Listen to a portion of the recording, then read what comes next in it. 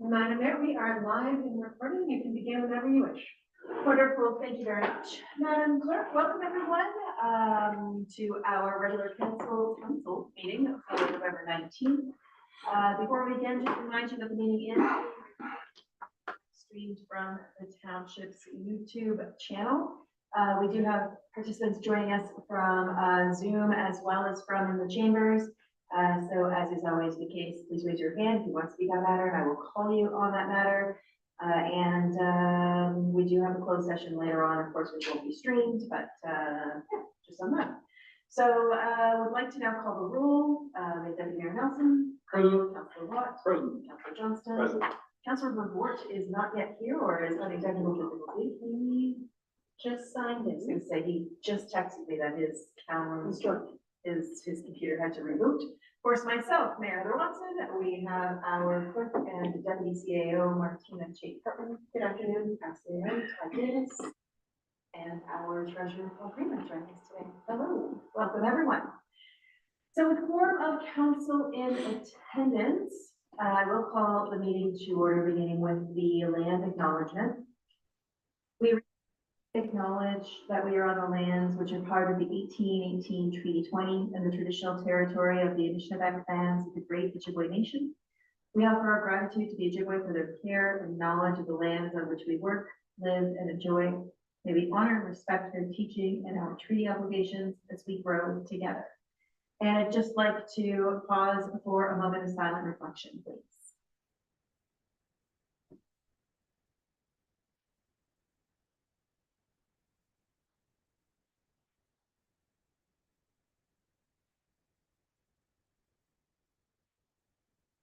Okay, moving along, council, the agenda and its attachments was distributed earlier in the week. I haven't seen any disclosure of pecuniary interest, but if there is, now would be the time to state that.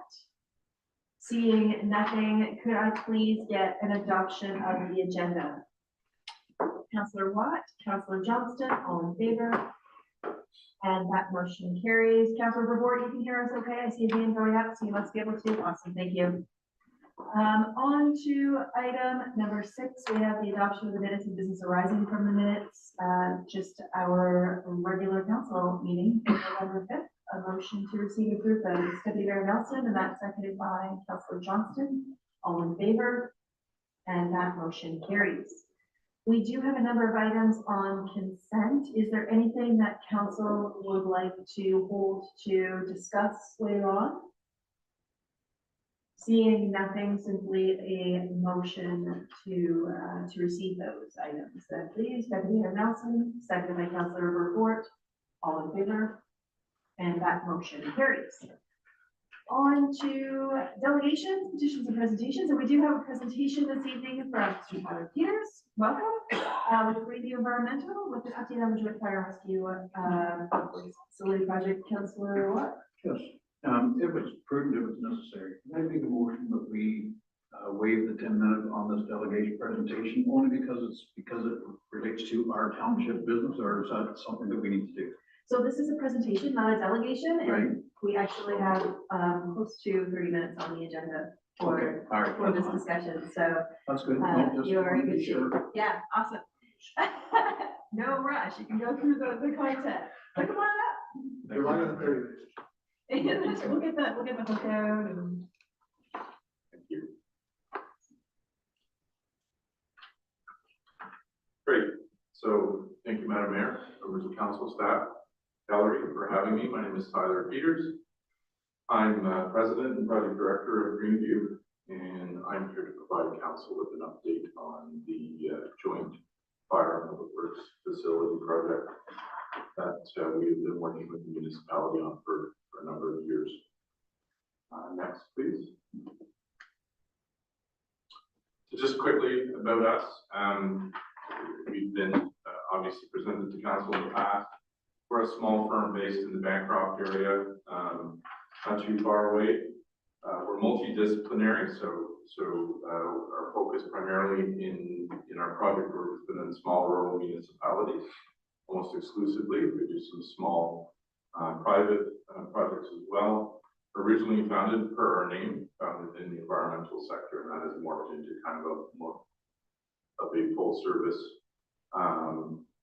small municipal role for our various clients in central and eastern Ontario.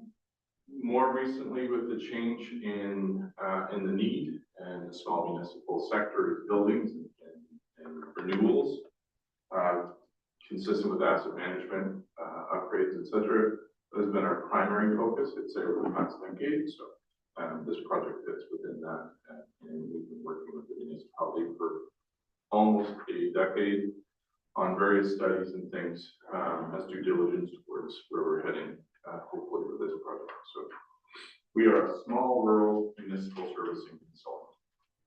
Next, please. So just a bit of background on this particular project. The municipality has been dealing with building asset challenges for a number of years.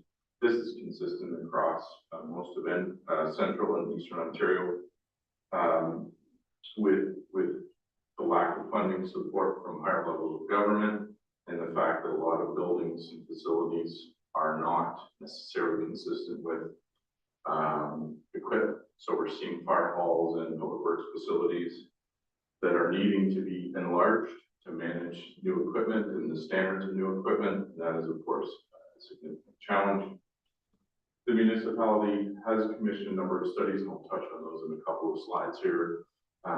Going back to 2017, 2018, those studies were done just to ensure that there was an understanding of the existing condition of facilities, and whether there were opportunities for repurposing.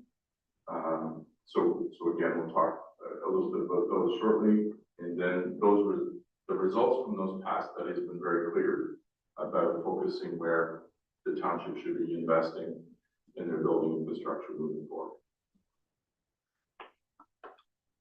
So next, please. So just specific to the space needs and repurposing study, there's some key findings that came out of this particular project. It was focused primarily on public works and fire facilities in the Warsaw Douro area. So one of the key elements that came out of it was kind of this expectation that would there be an opportunity to take any of those facilities and renovate or expand those. It was deemed impractical to do so for a number of different things, but again, the issue with larger equipment or the nature of the equipment being used in those buildings, it was deemed to be impractical to expand those for various reasons, being structural, roof design, land space, things like that. The expansion of the Warsaw Fire Hall was constrained by lands as well, and that continues to this day. Of course, adjacent land uses, as we're familiar with here. And then looking at significant investment in aging buildings was not recommended, and mounting of ongoing maintenance needs was something that was being realized even then, which is one of the reasons for the impetus of the studies. So, next, please. So key recommendations were to look at new facilities where available, specifically in the public works and the fire realm. So a new centralized or joint facility was recommended for the Warsaw area. That was to maximize the return on the investment, or ROI, minimize continuation of ongoing life cycle costs and replacement costs, and of course with that comes risk. We were looking at recommendations to ensure that before decommissioning existing facilities or older facilities, the new ones were in place and operational, to make sure that service levels were not impacted to ratepayers. We wanted to ensure that those implementing those elements would also address the majority of the public works department's needs, so not just roads and other elements, but also buildings and facilities. And then looking at the greater Warsaw area fire rescue needs, so looking at the existing fire station, where a number of the calls were, a number of the emergencies, and looking at how best we could address that need. Next, please. So just quickly, I have a couple of slides going back to 2023, just some pictures of some of the things that both our public works facilities as well as the fire hall facility we're working with. Again, this is consistent across a lot of small rural Ontario. In this case, there's some examples of some of the things with some roof leaks and things like that, accessibility, access. You'll see in some of the photos. Just in terms of how the equipment is impacting access within the building, or just with age issues with roof leakage and other challenges. On the next slide, we have, again, in the fire halls, we have challenges, just general condition, facilities, equipment, things like that that are needing to be addressed or in the process. If they have been addressed since 2023, there have been some projects recently kind of as Band-Aid efforts to address, primary need. Our bunker gear storage is not consistent with the Ontario Fire Marshal's guidelines, things like that you see in new fire halls or new facilities that are being addressed. So some of those challenges are a reality, and the existing fire buildings continue to kind of fall short for where they need to be. Next, please. So just looking back, just as a snapshot, and this is kind of a benchmarking sense of our the project that was completed in 2016 and 2017 through, let's say 2017, with the stormwater management elements that were brought forward. We have an overall building area of 2,700 square meters, roughly 27,000 square feet. You add a zero, that's kind of the rough calculation. We have a public works area of about 13,000 square feet, the fire and rescue area of roughly 10,000 square feet, and then a shared administrative space kind of in the central core of the building was designed so that both departments, as well as to some extent other township users, could have access and share things like the training room and things like that. It's roughly 4,000 square feet. So that was completed. It's just a rendering on the bottom of kind of the exterior south facing, showing public works on the left, fire on the right, and then the central core in the middle. Next, please.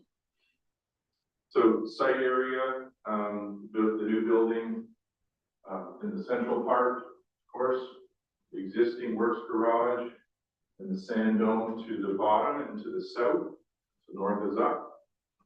This is the general site layout and access for the new building that was prepared, including a stormwater pond management system, including 2 ponds, one to the northwest and one to the southeast here along the highway. Parking and other access, etc., was brought forward as part of this design within the township's land area that was planned just north again of the existing Warsaw Public Works facility. Next, please. This is kind of the right-hand side, the east end, the fire side. This again, this is the original design where we have apparatus bays. In the open section, you see on the left side of the slide, you see a training room up on the top left. You see lunch rooms, washrooms, bunker gear areas, again, per the current fire marshal's requirements, meeting spaces and some offices available within that central and fire side. On the next slide, you will see the public works facilities. Again, this was planned to house the majority of the public works department's fleet and equipment under one roof, as well as provide a maintenance facility to maintain the equipment that can be done in-house for the majority of small to medium level operational repairs, including a wash bay, tool room, and other facilities. And on the next slide, we see, That's the kind of two halves of the building. It's so large that I couldn't get it all in one slide for you to see. So it's a single story effectively, and it serves both departments as well as a shared administrative space in the middle. So next, please.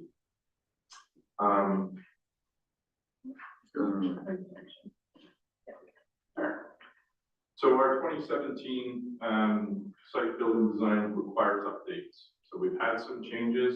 I'll talk about those in a second with respect to the site. So over the last decade, roughly, there's been ongoing development on the property as the township's been preparing with the adjacent property owner to get aggregates and things prepared for the development. That's part of kind of the work that was being done at the time.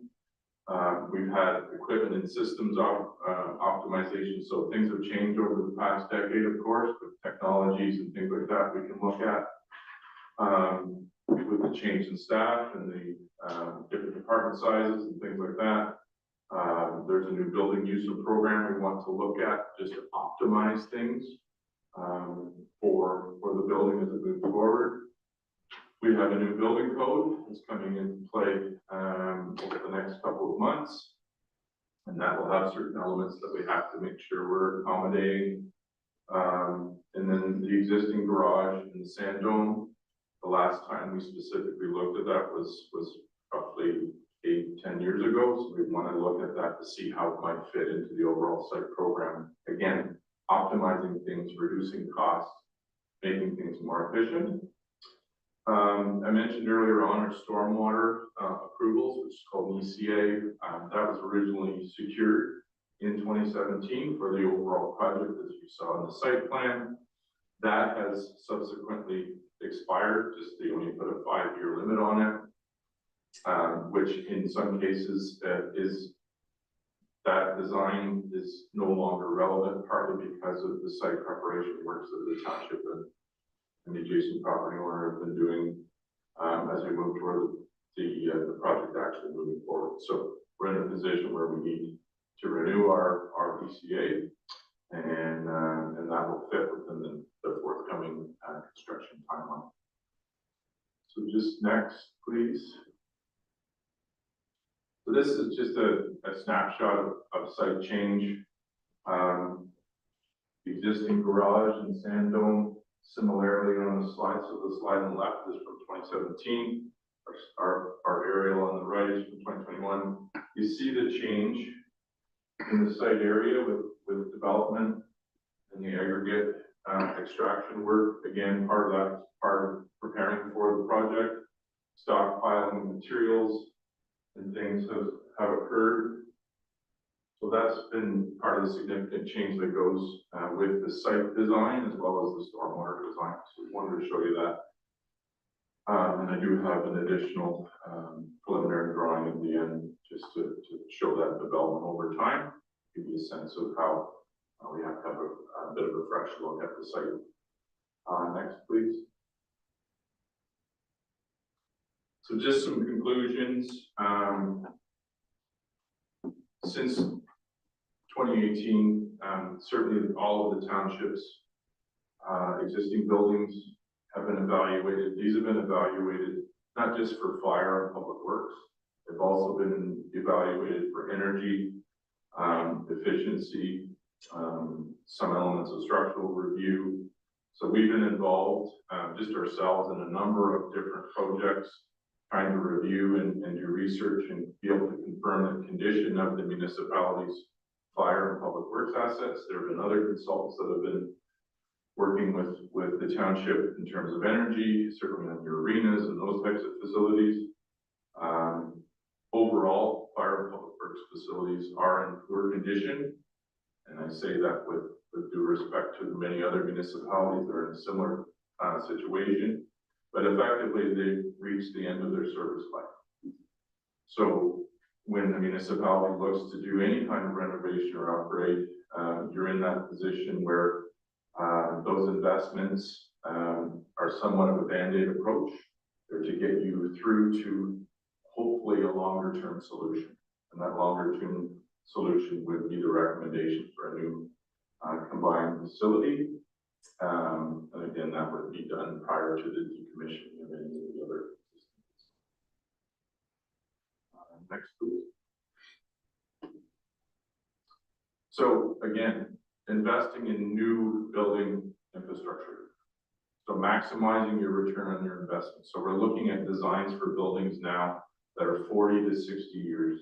So that's the life on buildings that are typically designed, depending on how they were designed, but or their building materials. That is the typical that we're looking at, anywhere from 40 to 60-year lifespan. Looking at minimizing or reducing the township's need to put in Band-Aid life cycle repair costs, which again is consistent across most small rural municipalities, and to reduce your risk. So there's risk in operating these facilities to some extent, financial risk in particular. We're looking to reduce that. We're recommending that you develop a strategic implementation plan. Of course, that would fit with the financial element as to how to finance the project. And projects of this size and nature will require that. The strategic implementation does come back to the point and the bottom elements here, bullet with respect to the Borsas public works facilities that exist, evaluating those, see how they might fit in the overall plan, because of course that may have changed since the original study. And then again, making sure that the project is fully completed, fully functional, and commissioned before existing public works and fire facilities are potentially retired. So those are our recommendations for council to consider. These are not necessarily significantly different than our previous update, but again, looking at over time how we originally looked at the Warsaw Public Works Facility and the Sandome. Those are buildings that likely should be looked at again to see whether they fit into the next realm of moving the project forward. Next, please. So, how do we get there? For our next steps, we need to look at the existing conditions of existing buildings, primarily, as I mentioned a number of times, the Warsaw Public Works Facility and the Sandome. We want to understand whether they provide a benefit to the municipality moving forward. We want to review and redevelop the new site and building spaces. We want to make sure we go through that process and that program with existing staff, department heads, to make sure that the building meets those functions and needs. We want to look at green and sustainable project elements. We want to optimize those as much as possible, consistent with the previous project.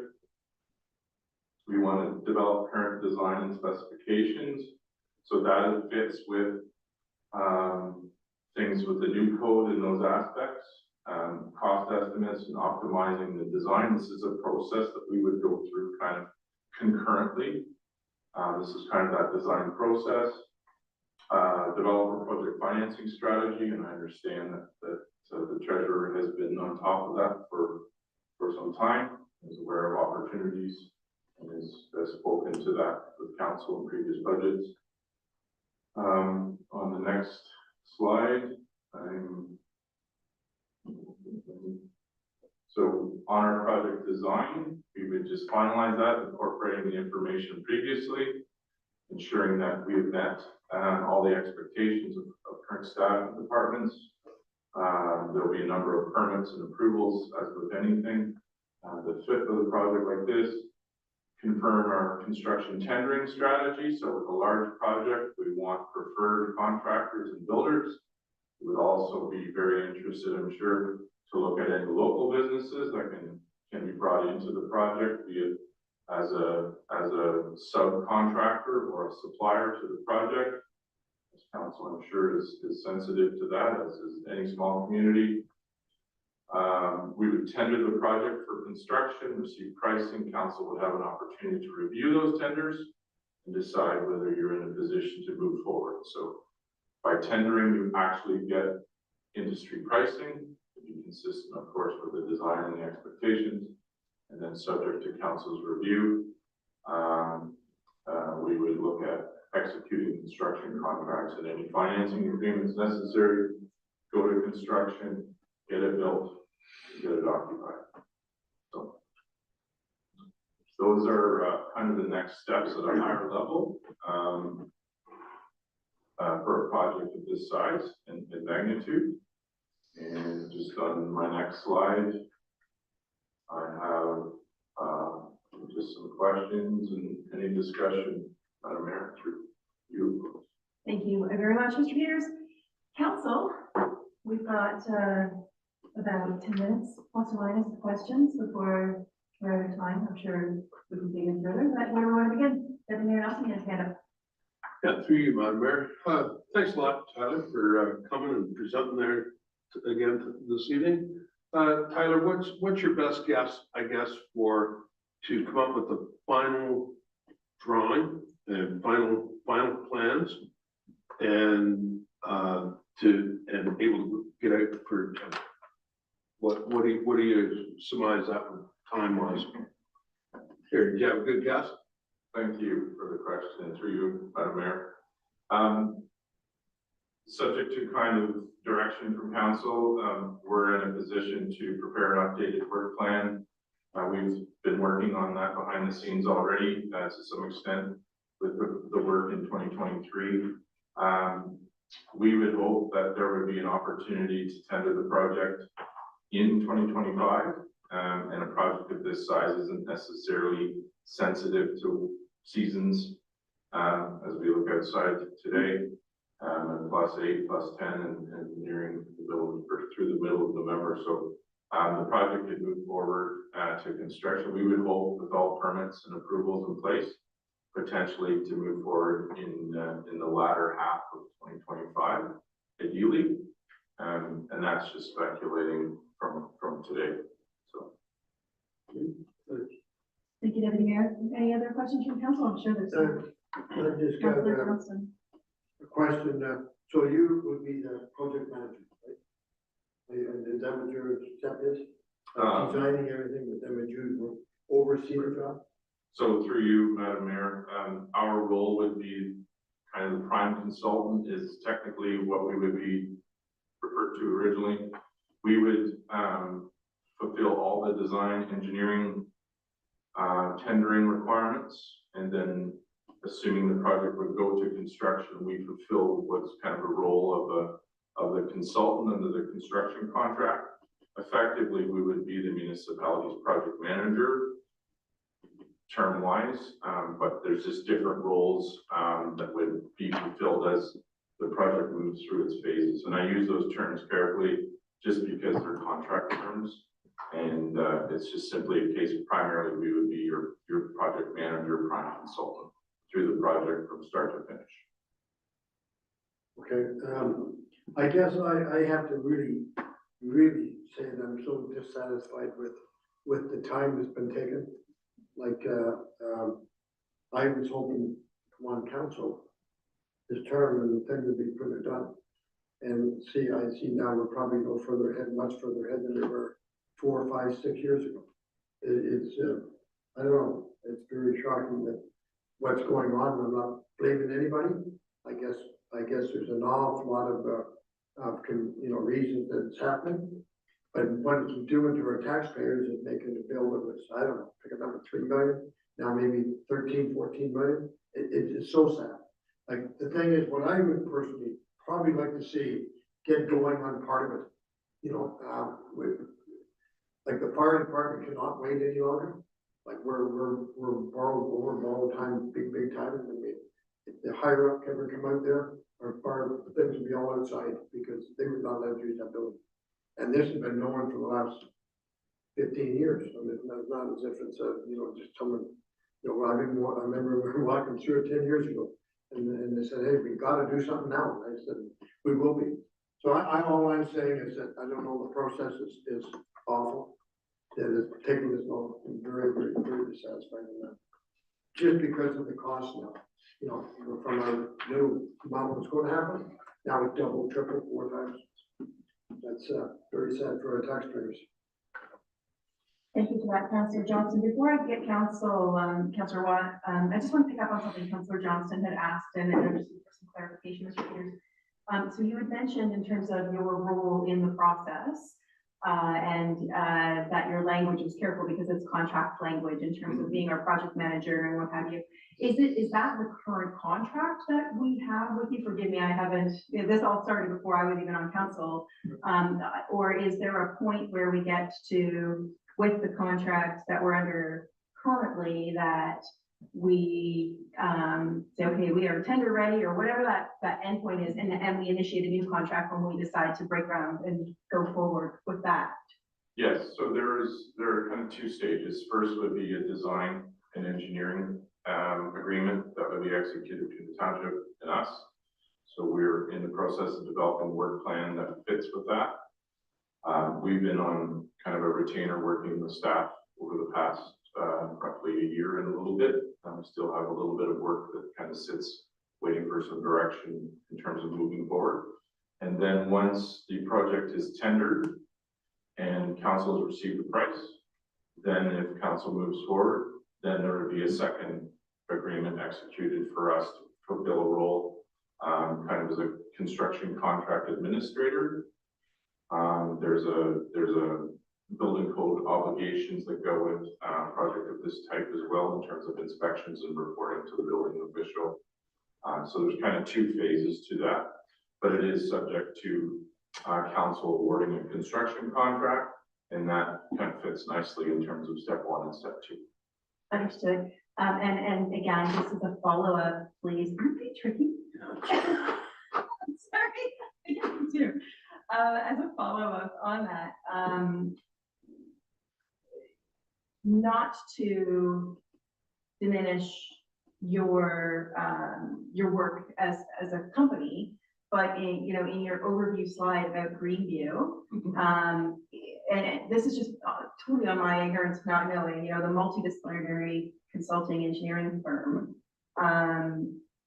building and site development. I guess that's where that fits in. Like in my mind, I always thought, from the times that you've had come to council in the past, that you're a design, sustainable environmental design firm, not necessarily the construction management oversight, but you now do that, like that's in your wheelhouse? So we don't do construction management per se. We provide what's called construction contract administration. So we administer your contract between the township and the contractor. So there's a role there for a professional, typically a professional, to manage that process. Meetings, change orders, payment certification, all those things, which is really important in larger projects, especially time-sensitive ones. So there's a role there that we also fulfill, and it kind of goes hand in hand with the design process. Most commonly, the designer of a project is also fulfilling the role as a contract administrator, because you've done the design, therefore you know the inherent benefits of the design that fit with the construction phase. Understood. So Thank you for the clarification. I have other questions related to the process, but Councillor Watt, I know you had your hand up, so I'll let you go. I was just looking for clarification on Thank that. you, through you, Madam Mayor. Thank you. Thanks, Tyler, for the updates. This project has dragged on, like Councillor Johnson said, and through no fault of any one or two or three different things. But a couple of things on your slide presentation there, and it said about, and I think it was on there before, about looking at the old buildings and what use stuff like that. Like, I can push that right off to the very, very end, kind of like that, if there's any further use stuff like that, because I want to get going on this one. I would love to see groundbreaking in 2025. Like, I don't want to hold this up any longer. Let's get this on the go and do it. And that will be what I'm going to do here later, in the meeting here. But one of my other questions is, when this building was built, like this part of the town hall, so like that, it was like $1 million, $1.2 million project that I got with government funding. Like, we had money from one or both ends of the government, but it always came with a stipulation that, whoever got the contract had to put down a 10% retainer or some damn thing like that. That was, so a local contractor around here couldn't even come up with $1 million or $100,000 or $110,000 retainer to even bid on the job that we got. This one, I think we're funding by ourselves, if I'm not mistaken, or very, very close to it. So is that going to be a door, like we can encourage local contractors here to take on this job? I know anybody can tender on, but if it's got that big price tag attached to the tender, it's tough for people around here that are qualified to do the job, but don't have that kind of money sitting around to do it. So through you, Madam Mayor, in our experience, this would be a project that would be, the general contractor would be a firm that is used to doing 10 million plus projects. So normally in a project like this, unless council wishes to do otherwise, which I don't think would be advised even by legal counsel, there are bonds that are executed, so bid bonds and labor and material bonds, bid bonds to start, and then performance bonds that are executed with a project of this size, where the general contractor would be responsible for managing all of the sub-trades that would be involved. There are certainly opportunities for sub-trades, including earthworks and plumbing and heating and what have you, HVAC. All of those elements can be brought forward under that general contractor, but the process is typically openly bid to a certain extent, and the size and the complexity of this project would likely warrant some level of pre-qualification process to get bidders that are have experience with this size and magnitude of a project. But there is a 10% holdback on invoices. That's not necessarily a bid deposit up front. So there's different mechanisms. Most commonly in a project of this size is what are called bid bonds. And those bid bonds tend to be 10% of the total bid price, which in fact does often reduce the opportunity for small contractors to bid on a project of this size and magnitude. All right, thank you. Yeah, and the reason for that is because, I mean, we want to support our locals as much as possible. This building was another one. Like we had, I think, a firm from, whether it was Trenton or Belleville or somewhere that got the overall contract, and then, or some of their friends come up and did, people that work for them already, kind of like that. So it ended up not as much as we wanted to for locals to do this building. And that's, you're trying to promote your own people to do this. So that's kind of where I was coming from. But I appreciate it. Thank you. Thank you, Councillor Watt. Any other questions from council? Before I go into my laundry list, Councillor Report. Thank you, Mayor Watson. And through you, thank you very much for the presentation. I just have one quick question. Maybe some of this predates my time on council, but just in terms of building design, square footage, all of the specifics behind that, where are some of these figures coming from? I was just doing a quick tally kind of as you were doing the presentation there, just on overall building size and square footage and whatnot. I'm just wondering how we've arrived at those numbers. Through you, Madam Mayor, through the process of the original design, we worked with both the Public Works and the Fire Service departments to go through their needs for space. So not just equipment, but also personnel, related facilities, i.e. bunker gear, tool storage, lubricants. So we went through a comprehensive space needs study. And one of the slides, you may have seen that, and that identified the needs for each of the departments. That gets employed into kind of a schematic design process where the building starts to take initial shape, but it incorporates all of those needs from both departments, as well as shared space where we could employ it. And that's where those numbers came from. So just to follow up on that then, that administrative space in the middle of the building, is that for storage, or exactly what is that? Administrative can house a lot of different things and whatnot, and kind of, I guess that's kind of the juxt of my question here. Through you, Madam Mayor, so I apologize, the term administrative was intended to be specific to each department. So a fire admin and or public works admin at that time was discussed. We didn't necessarily have space reserved for that, but if you look at the central core of the original building, it has 50 or 60 seat training room that can be used by both departments. It has a lunchroom that can be shared by both departments. It has washrooms, janitor's room, things like that, of course, that would be shared by both departments. A small meeting room, I believe and a small office, as well as a mechanic's office. Those would be available for each respective department. So there wasn't specifically administrative space by administration department terminology, but it was admin space or shared space. The other term is ancillary, and I don't like that word, so I don't use it very often, for spaces that can be shared between both departments. So I apologize if I misled in that administrative term.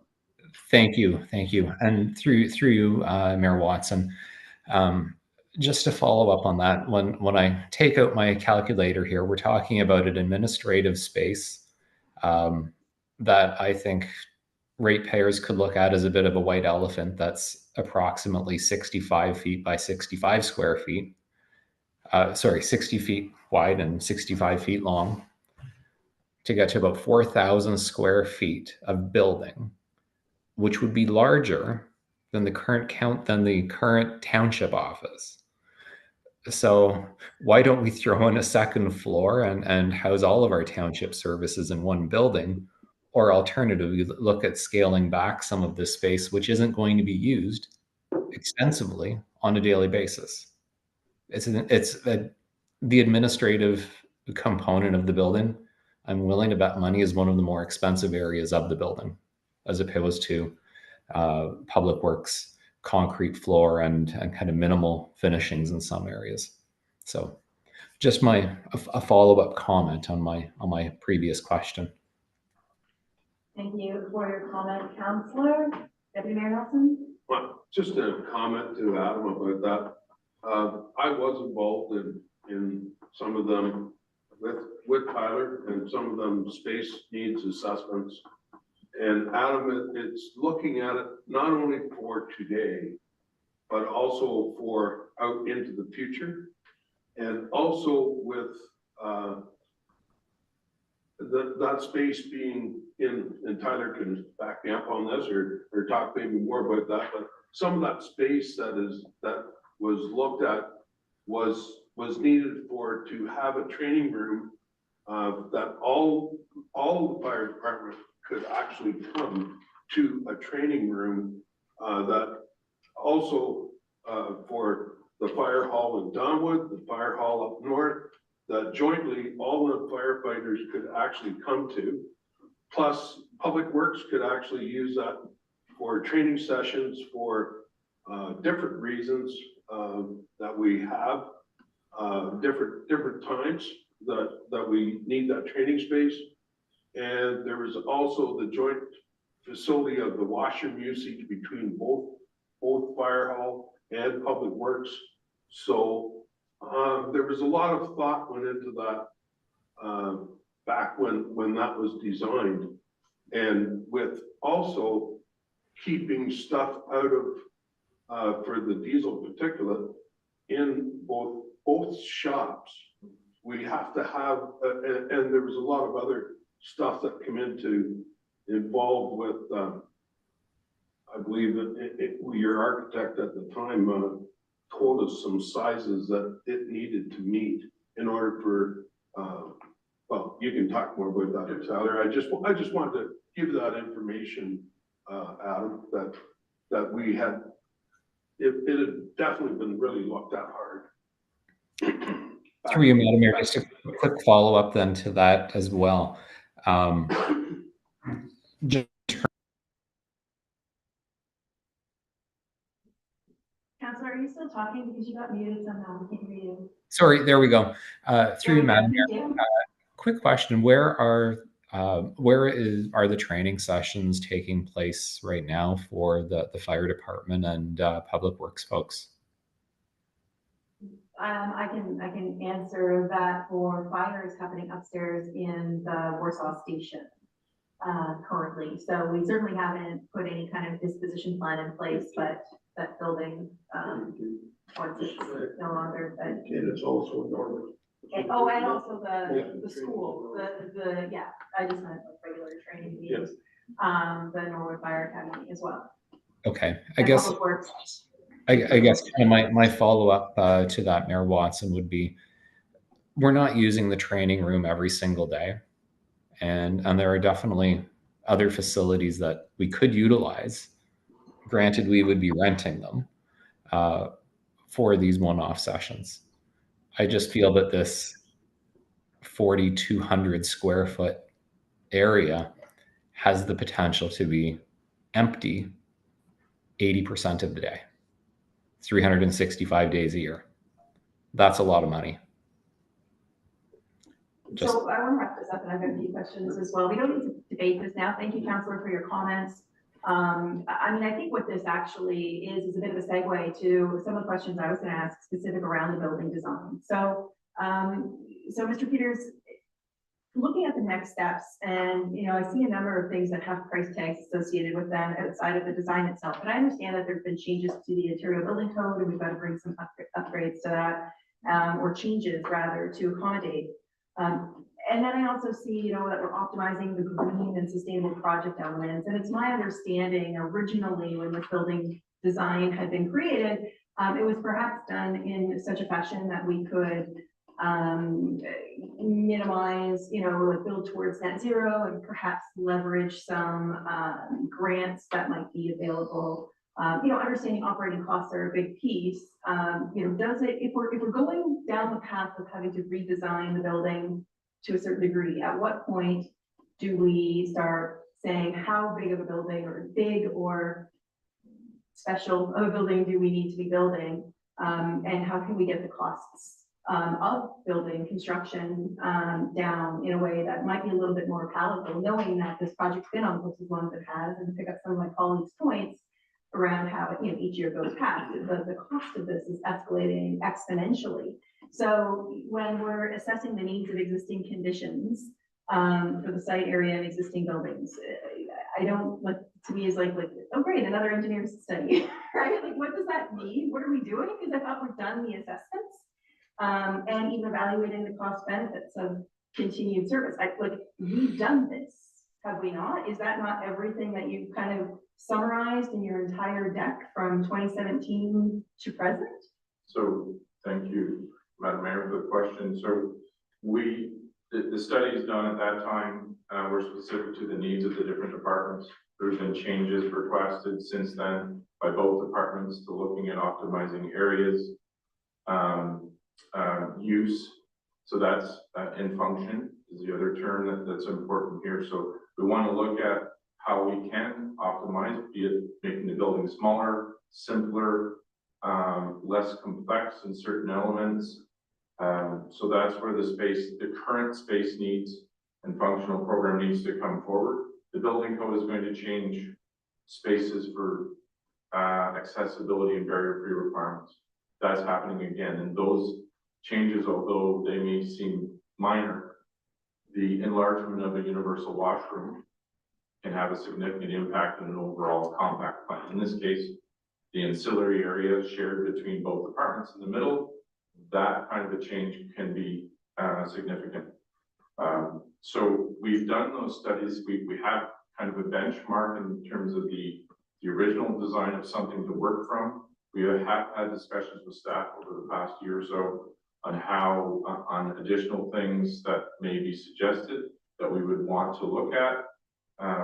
Again, the nature of the original design and how certain departments wanted to utilize that is different than it is now with equipment and facilities, operational changes and upgrades. So we have to account for all those things in terms of the space needs and the building function. With respect to green initiatives, those type of elements are anticipated to be carried forward as practical and as feasible as possible.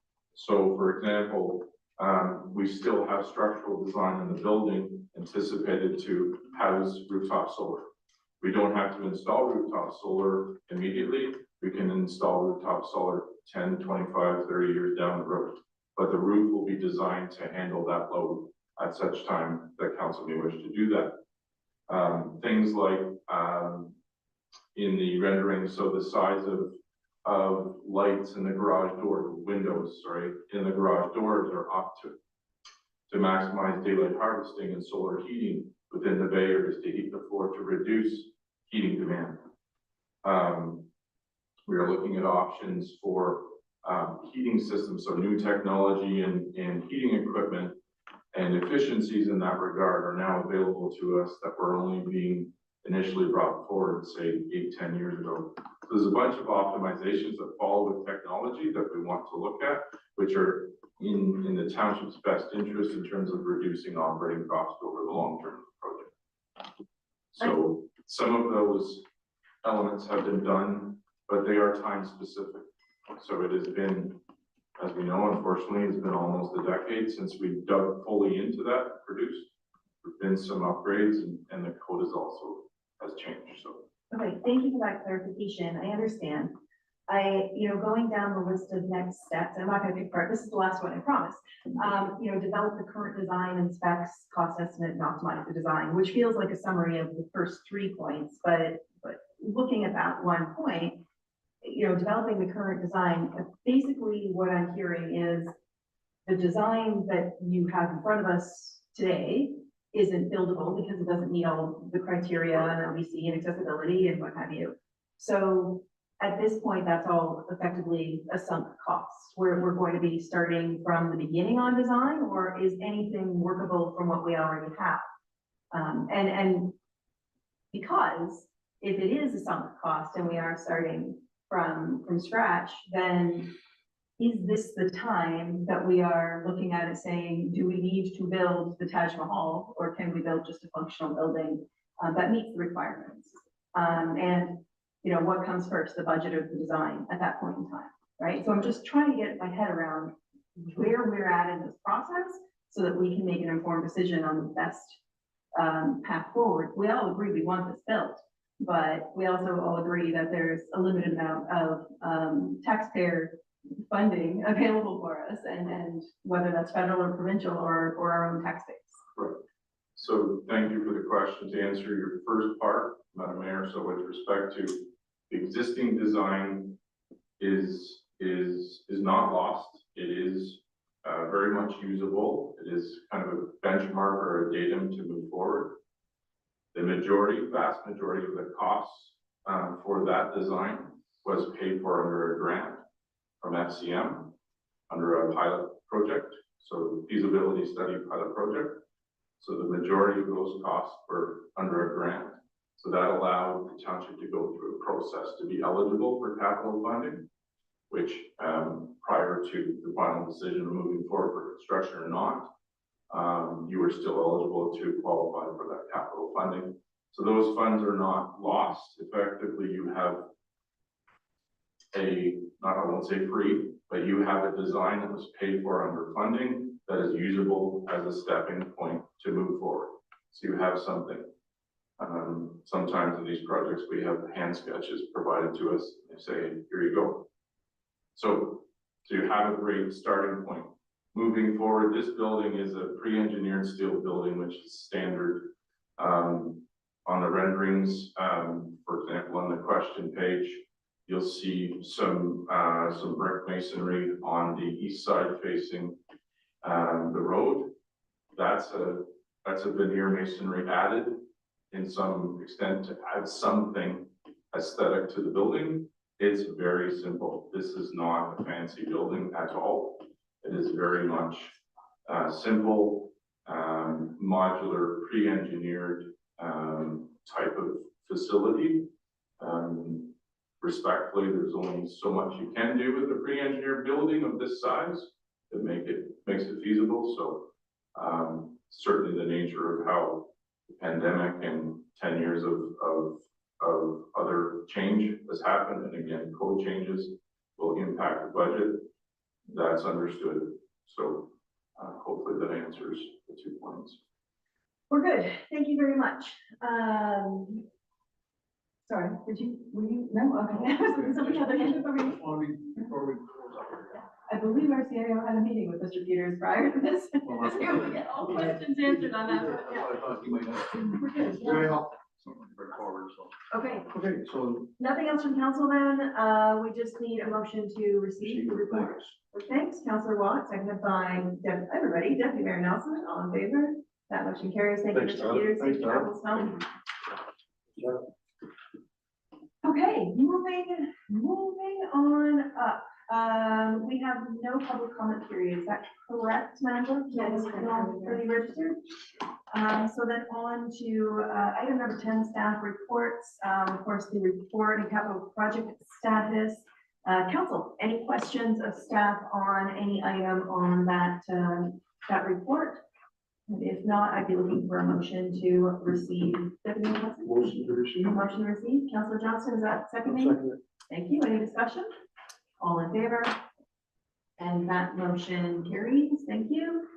And then item 10.2, request permission for improvement to an open road allowance, and that's coming from Madam Clerk. It is. Thank you, Madam Mayor. So I'll read the recommendation first and provide you the overview of the report. So it's recommended that the clerk's office report dated November 19th, 2024, regarding a request to improve and use the 7th line road Douro-Dummer road allowance be received. And that staff be instructed to proceed with the public circulation of the request and bring back comments for council's review as per policy number 18. So staff have received the attached request, which was from Mr. Duguay on behalf of Mr. Law, for permission to enhance and improve the road allowance, which runs to his fields. In the past, he has been granted permission to cut back trees to allow his farm equipment access.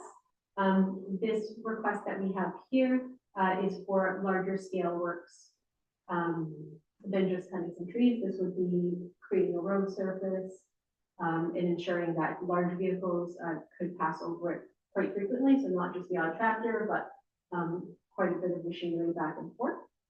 The letter from Mr. Duguay does outline the section of road allowance in question. It's highlighted in purple. You can see it is quite a long stretch of road allowance. And so as per our policy, manager of public works, Jake Condon, has visited the site and did provide the required road standards to Mr. Log and to Mr. Duguay. Staff have spoken to Mr. Duguay regarding the process contained in the policy for improving and opening road allowances. And according to our policy, the next step would be to notify all adjacent landowners and stakeholders for their comments, and then bring those comments back to council's review before any further steps. So today we are asking for council's permission to allow us to begin that circulation process. Thank you very much, Madam Clerk. Just for clarification, you mentioned that the road is highlighted in purple. Oh, there it is on that diagram. Thank you. I was like, which diagram? Yeah. Deputy Mayor Nelson. Yeah, through you, Madam Mayor. Martina, are they wanting to bring the road up to a township standard? They're wanting to bring it right up to a standard. So, Jonathan, go ahead. I think, through the mayor to the deputy mayor, I believe that that's what their intention is to bring up the standard to access something at the back of their property. Right. So, in other words, it wouldn't be just a simple agreement that they use the unopened road lots. It's actually bring it up to a municipal standard. And then it would be an open road, open township road for anybody? No, through you, Madam Mayor, we would not be opening the road. We would not be assuming the road into the road system, but we Okay. would be allowing them to bring the unopened road allowance to the township standards so that emergency vehicles have access. Okay. But it would not be incorporated into the road system. Yeah, we have our CIO and then Councilor.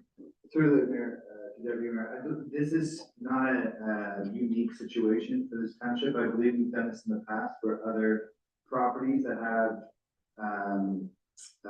property owners wishing to access that portion of their land, the attached on unopened road. We've allowed that to happen, provided that they bring it to the standard so that emergency vehicles have access to it. Yeah, thank you. Councilor Watt. Thank you, through you, Madam Mayor. And yes, I do agree, we have done different rules in the township that have been brought up to a specific standard, so I got.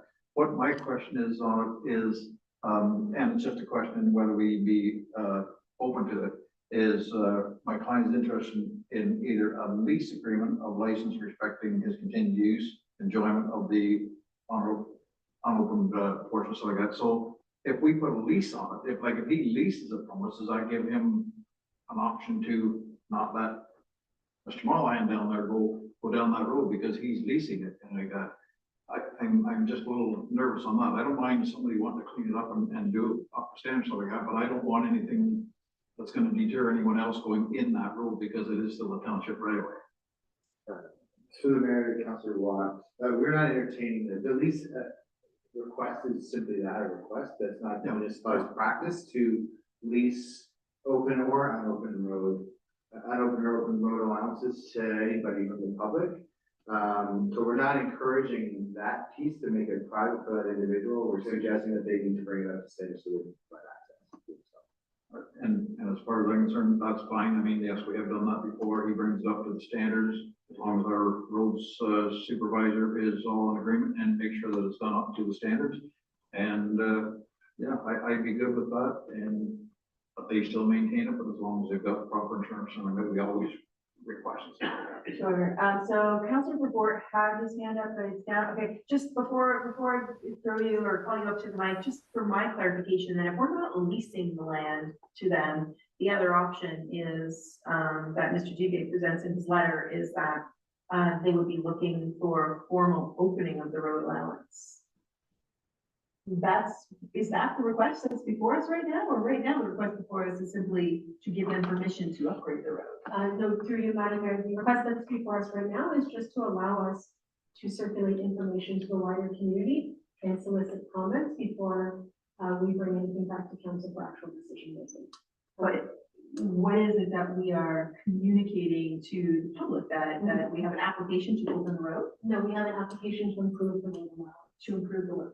so that emergency vehicles can access the location on the property in question. So thinking about the resident and their planner, would it not make sense if the end goal was to open the road to go, like, for them to begin at that point? And then the requirement would be that they have to bring it up to that standard as opposed to doing it this way? No, through you, Madam Mayor, we need the road to be at the required standard for the works that they're hoping to do.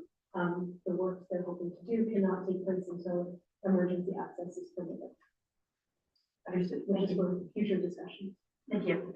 Councilor Report, sorry to jump in with my clarifying questions. Thank you, through you, Mayor Watson.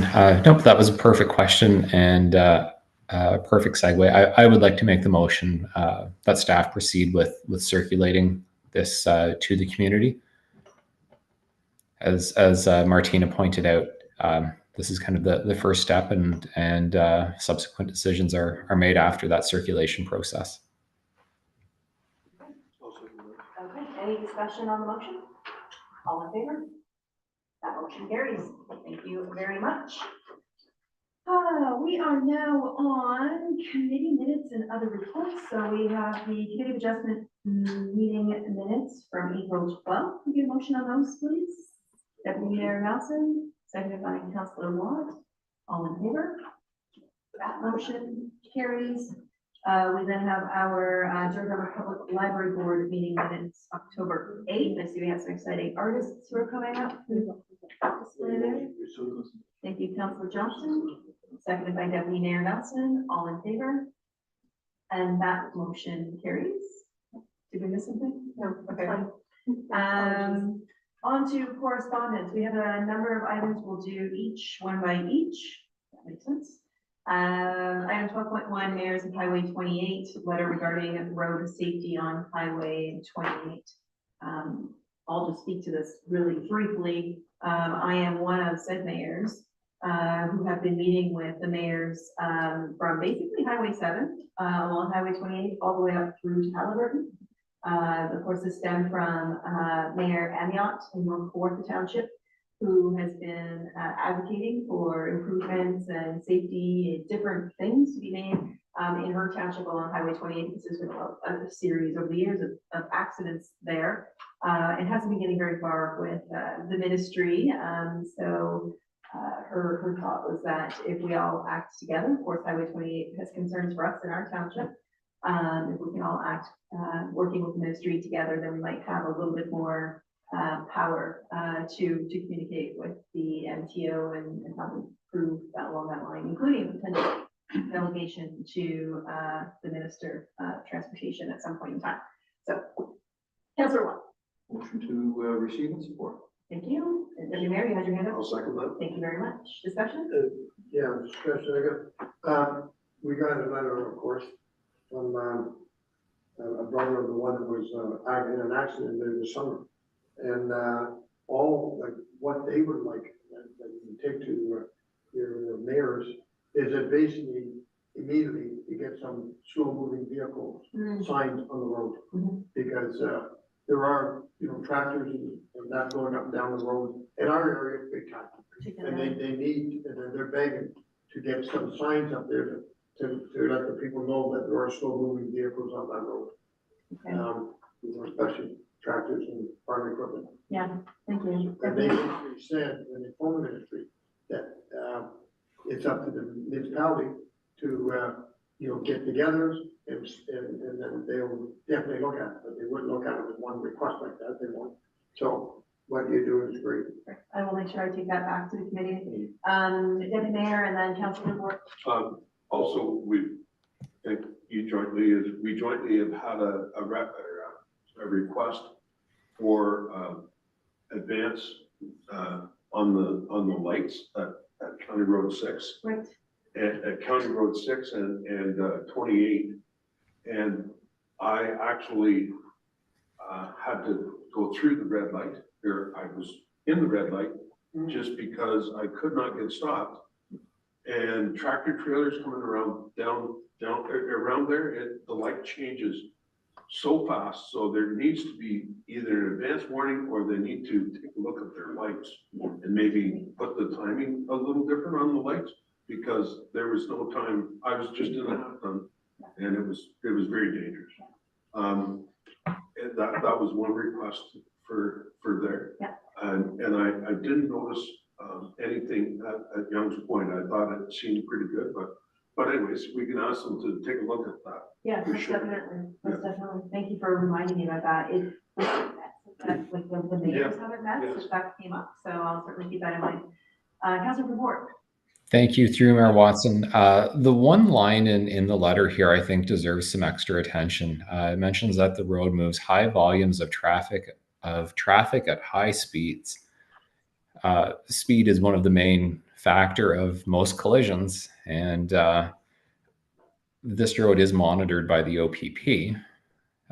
If we're looking at a 20% increase of an OPP budget, I think that they should have a pretty active role in monitoring this road as well.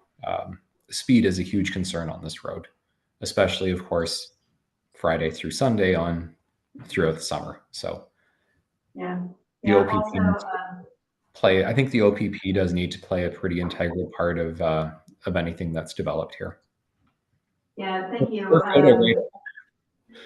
Yeah, no, I appreciate that. I know Mayor Amiot has worked closely with Detachment Commander Galeazza for our area specifically to be able to pull data. Of course, they've got lots of metrics in terms of accidents that they've investigated and the reasons for those accidents, and also speed infractions and monitoring that they do through the Black Cat and otherwise.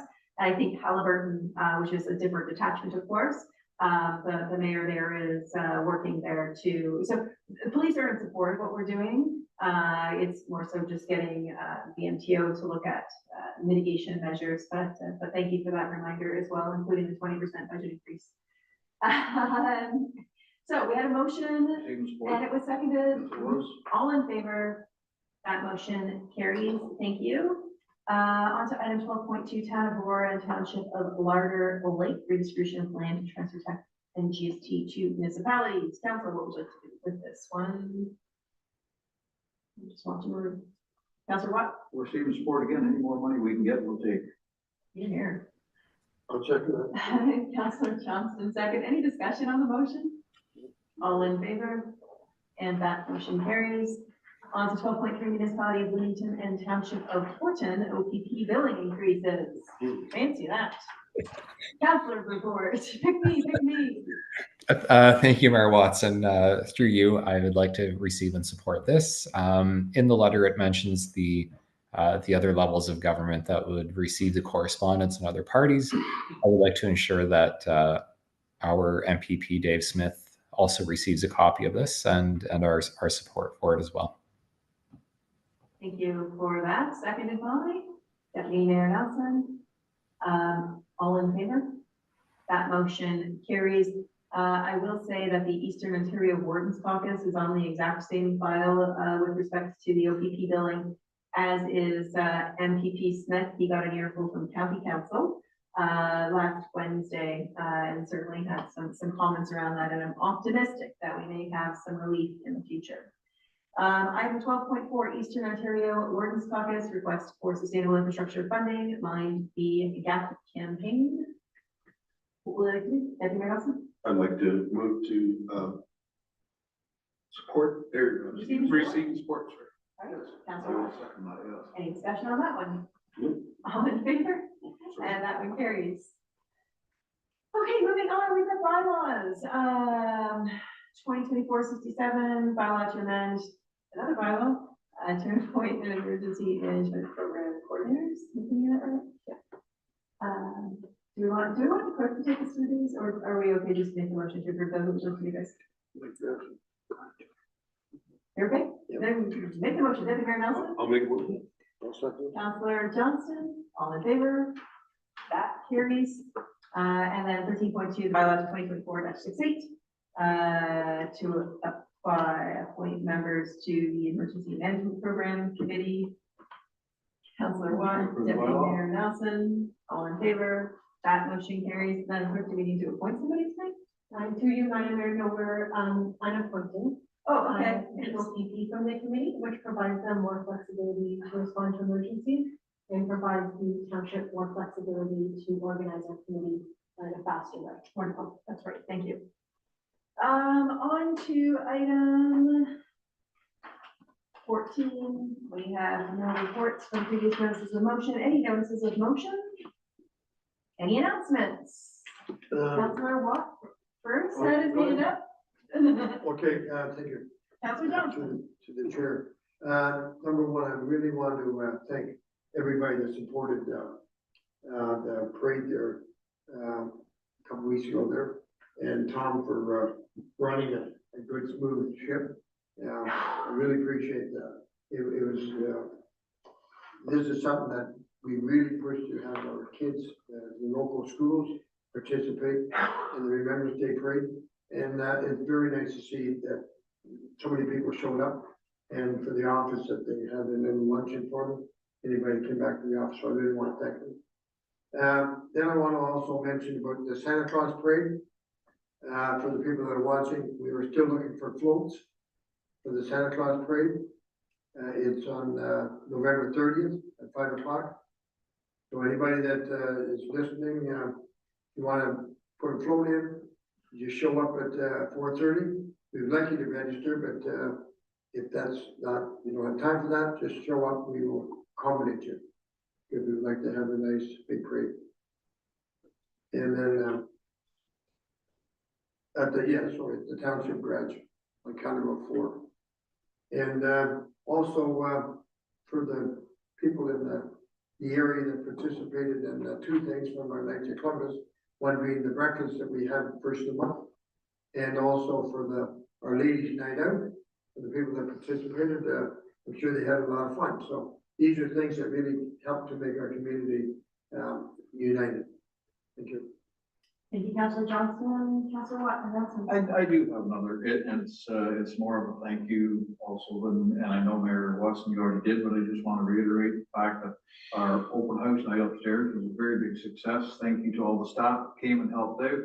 Thank you very much to the people that showed up, and it was very well received, and it was very enjoyable. So just want to put that out there. Wonderful. Good. Looking forward to one in the future.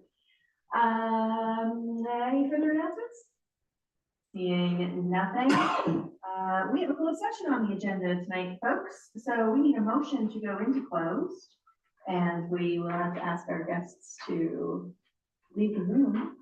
We ask our gallery to move along. Motion to go into close by Councilor Watt, seconded by Deputy Mayor Nelson, all in carries, and we'll just take a quick 2-minute recess Thank you. so we can reset the room. Thank you very much. I'll let you know, Harold. Yeah, thanks, Doug. Did you guys look where? Yeah.